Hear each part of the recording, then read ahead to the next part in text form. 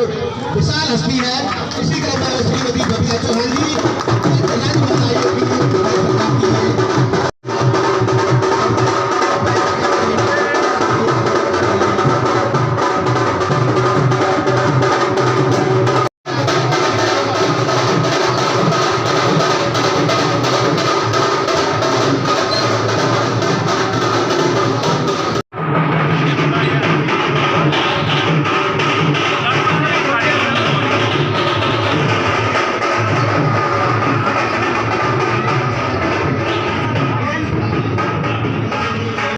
की तो देख लीजिए भैया, एक के लिए मस्ती ना करें। यहाँ फोटो भी सही हो जाएगी, इतनी गैदरिंग है। एक साइड से करना इसमें अभी तो निरीक्षण इसलिए नहीं है क्योंकि सारी चीजें नहीं है, और जब ये चला चुका मैं तभी इनका निरीक्षण करने आऊंगी।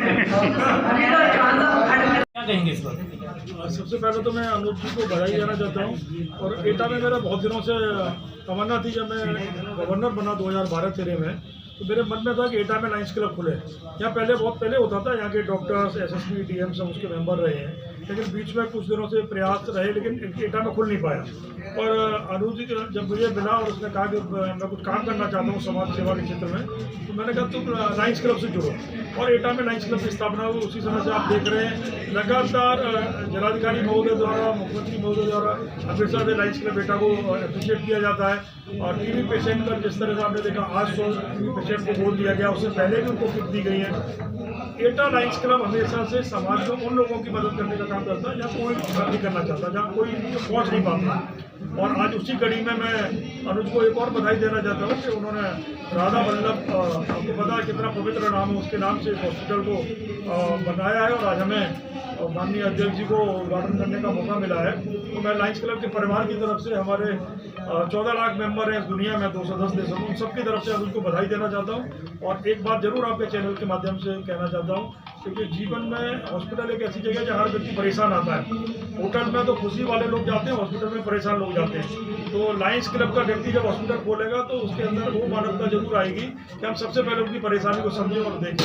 और मुझे विश्वास है कि लायंस क्लब चैरिटी के लिए जाना जाता है, तो यहाँ कुछ न कुछ महीने में 1-2 कैंप ऐसे भी करेंगे जहाँ इन्होंने गरीब लोगों को निःशुल्क इलाज मिल सके, उनकी निःशुल्क ओपीडी हो सके, निःशुल्क उन्हें दवाइयाँ मिल सके। तो जो भी लायंस क्लब इनकी मदद कर सकता है वो जरूर करेगा। तो मेरी बहुत बहुत शुभकामनाएं और बहुत बधाई है।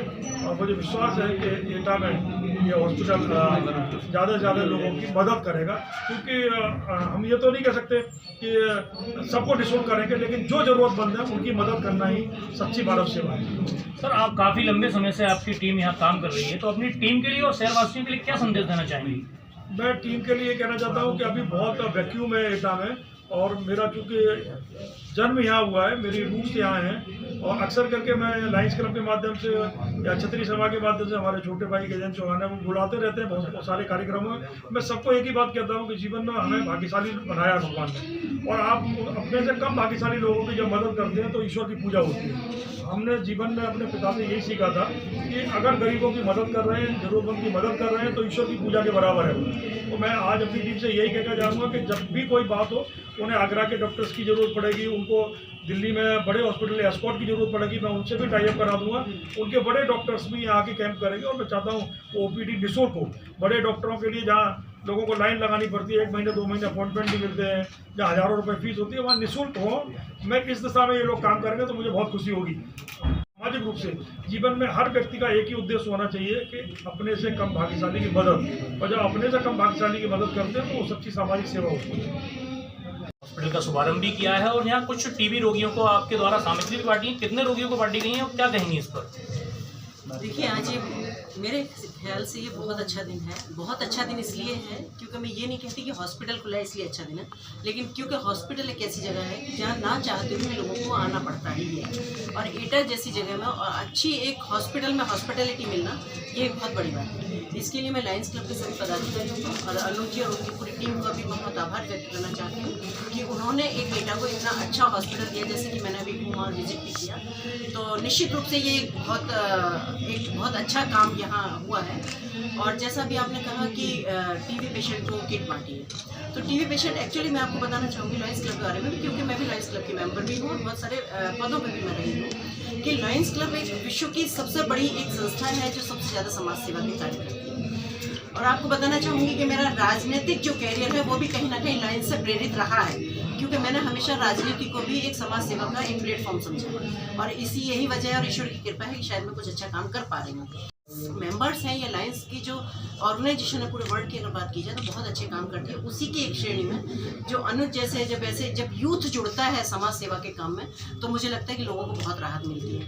और जैसा माननीय प्रधानमंत्री जी का संकल्प है भारत को टीबी मुक्त करना, और मैं कहूँगी क्योंकि जब से सरकारों ने काम करना शुरू किया है, जैसे माननीय प्रधानमंत्री जी ने इसको लिया है, माननीय मुख्यमंत्री जी ने लिया है, तो तादाद काफ़ी कम हो गई है, बहुत सारी अवेयरनेस भी आई है, और अवेयरनेस की वजह से इलाज भी लोग प्रॉपर ले पा रहे हैं। पर आज इन्होंने 100 लगातार मरीजों को यहाँ एक किट भी दी है, और उसमें थोड़ा सा जो डॉक्टर हैं वो उनको सलाह भी दे रहे हैं उनके उपचार के लिए। तो मुझे लगता है कि बहुत ही सुंदर और एक बहुत बड़ी पहल है, और जब इस तरह के काम करते हैं तो निश्चित रूप से बहुत आत्मसंतुष्टि मिलती है।